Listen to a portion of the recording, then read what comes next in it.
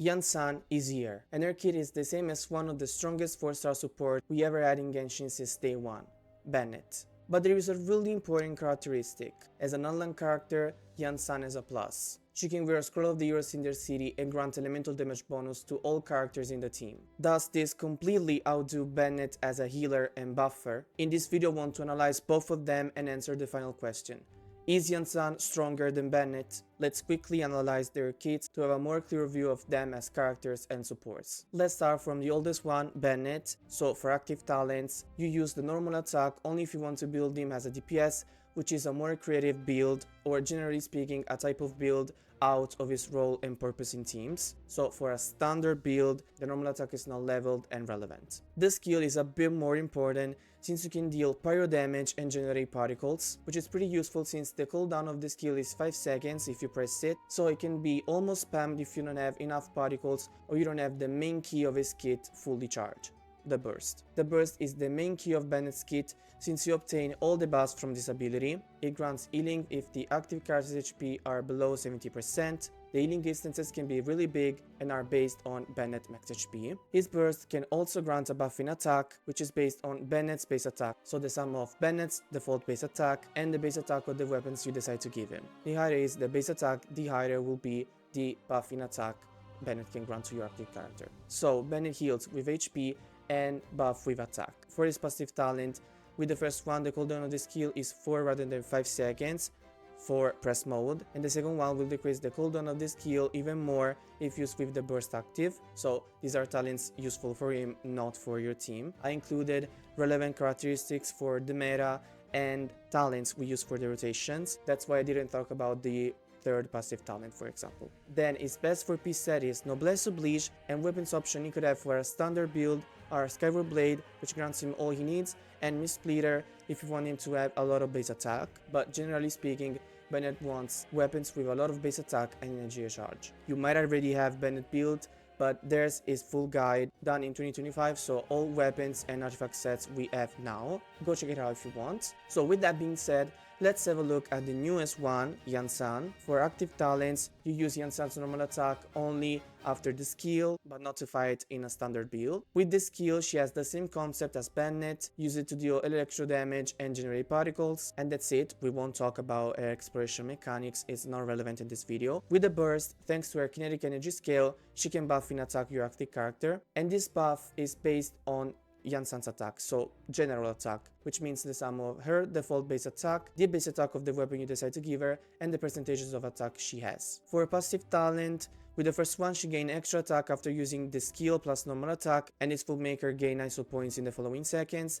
And with the second one, when a Night Soul burst is triggered, IANSAN enters a state that will allow her to heal your active character. So this is the part of IANSAN's kit we care about when fighting. As for BENNETT, she needs weapon with a lot of attack and energy charge. Some example can be Calamity Queller, Engulfing Lightning, or the one we had in the event in 5.4. Well, her best for P set is Scroll of the Heroes in the city. As an alliance support, with this set she can grant elemental damage bonus for all elemental types based on the elemental reaction she triggers. So in her case will be always Electro, and Pyro if you trigger Overload, Hydro if you trigger Electrocharge, Dendro if you trigger Quicken, and etc. Here's her guide if you want to know more about her, by the way.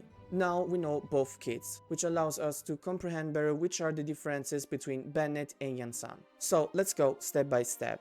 First is the most important thing, the buff in attack. BENNETT with the Skyward Blade has a total of 799 of base attack. With the burst at level 10, BENNETT can grant a total buff of 807 attack bonus. For IANSAN, the weapon you are using is not relevant. The important thing with her is to have the right amount of attack and Night Soul points. In her case, the maximum bonus she can gain is 690 with the burst at level 10, of course. So we have BENNETT with 807 of attack bonus, and on the other side we have IANSAN with 690, which leads BENNETT to be the winner of this category. Second category is healing. BENNETT with 35k HP and with no healing bonus can heal 50-50 HP with the burst at level 10. IANSAN with 2500 of attack can heal 1500 HP, also without healing bonus at level 1 because she heals with the passive talent. So we have BENNETT with 50-50 and IANSAN with 1500. Of course, the winner is BENNETT. IANSAN could have more attacks, so she could heal more, but it will be a smaller distance than BENNETT's, and BENNETT can be buffed as well, so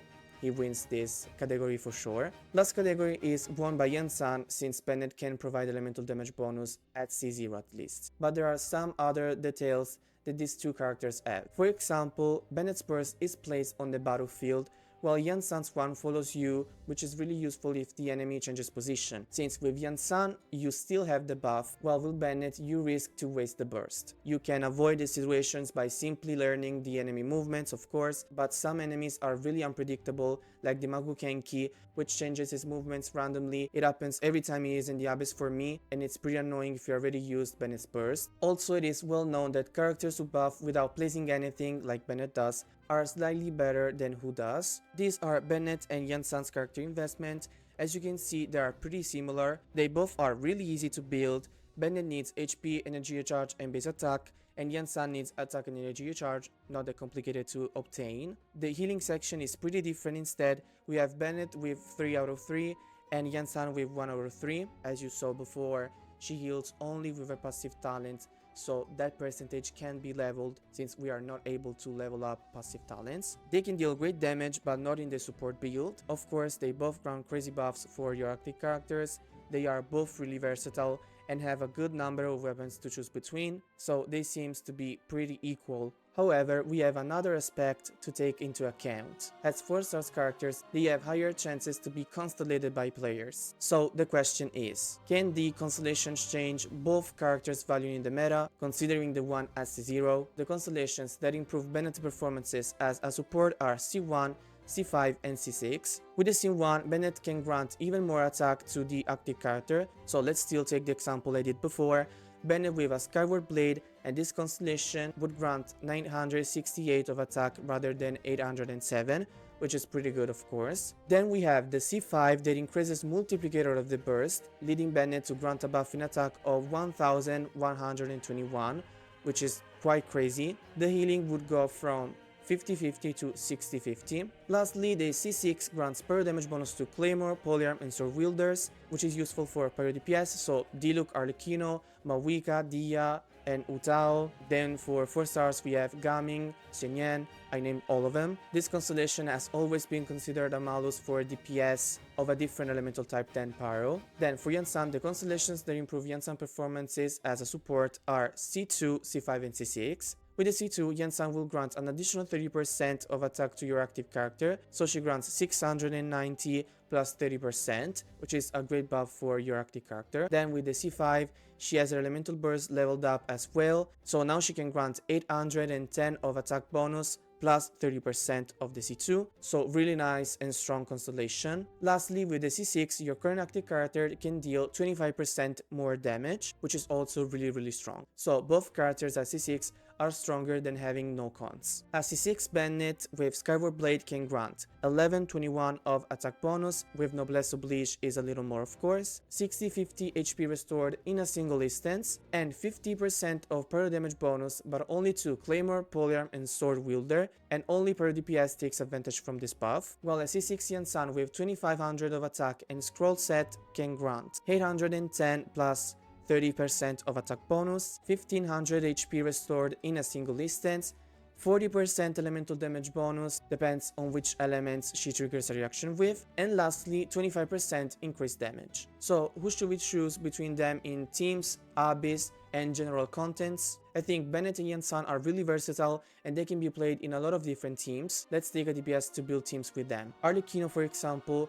works perfectly with BENNETT, since you can have a team with Citlali and Furina. Arlecchino takes advantage from all of their buffs, which makes the team be a really strong Wake Melt team. But if you want to play Yansan with Arlecchino, an Overload team is perfect, since you can have Shivers and Fischl, Yansan will buff in elemental damage, attack and stuff, and the team works perfectly. So they can support the same characters, but choosing one of them is not only related to your DPS, but also to your current opponent. BENNETT lacks DPS who don't move much, and Yansan instead lacks DPS that moves a lot. But sometimes, the type of opponent you have against doesn't let you to stay still, maybe because you have to dodge or jump, as for Experiment Field Generator, that forces you to jump to knock the damage from the Geoshockwaves it deals when it's in this special state. When you have these types of situations, in my opinion, it's when you start talking about replacement. An example is Kinich. He moves a lot in the field, and a character like Bennett is not the greatest choice since Bennett's field can be moved. Yansan is way more designed for Kinich since she grants him a buff whenever he goes and doesn't ruin Burning and or Burgeon since she doesn't apply Electro Field, and Kinich does the favor to Yansan to move in the field, activating Yansan's burst mechanic so she can generate Nitro points. Another character I think prefers Yansan rather than Bennett is Eula, since Yansan is Electro and can trigger Super Condet, which decreases opponent's resistance to physical. Eula can't have physical damage bonus granted by Yansan, but if you activated Bennett C6 being a Eula main, I think Yansan is the character you needed without knowing it. There are two other characters that I'm wondering if they can play with Bennett and Yansan, and it's in fact both of them, Bennett and Yansan. Can they play together? I think they can play in the same team. There are a few DPS that takes advantage from having both buffing. One is Chaska, for example. Others are Arlecchino, Ganyu, Kinich, Mawika of course, and others. The only type of character I don't think works well with them together is Electro DPS, since with them together in a team, you will be building an overload team, and when you are building an overload team, it's when you usually take Chevres. But if you already have Yansan and Bennett in the team, you need a whole field applier. This counts also for Pyro DPS. For a field applier, you can have Mawika and Shaling in case of an Electro DPS, and Fischl in case of a Pyro DPS, but it's a shame to not have Chevres in the team. It's no coincidence Overload is her niche. But beside this, I think Yansan and Bennett can work well together. Adding Freon to this duo creates a strong trio from which you can build really strong and different teams. So, to answer the initial question, Benny, is this our goodbye? Absolutely not. I think Bennett will never be replaced by anyone.